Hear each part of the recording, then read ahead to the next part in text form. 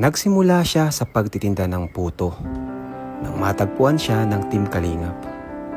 At doon din nagsimula ang hindi inaasahang labis na pagbabago ng kanyang buhay.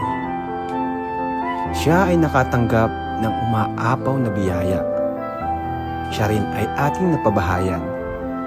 Nakapag-travel din sa ibang bansa at sa Pilipinas.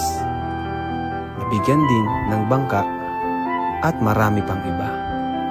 At ngayon, panibagong blessing na naman ang kanyang natanggap. Ito ang kanyang unang sahod sa YouTube.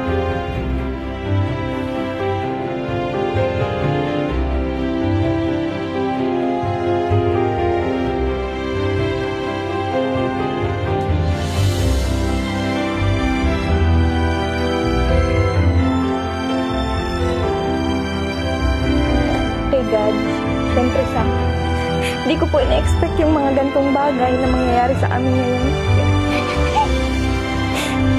Kasi po, ang pangarap ko lang talaga dati kila mama. Babahay, di ba?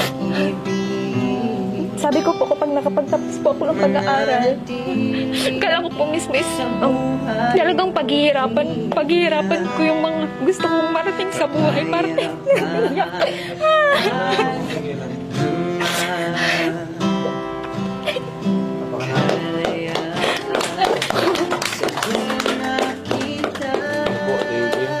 Lord, Kuya Val, siyempre kay Papa John.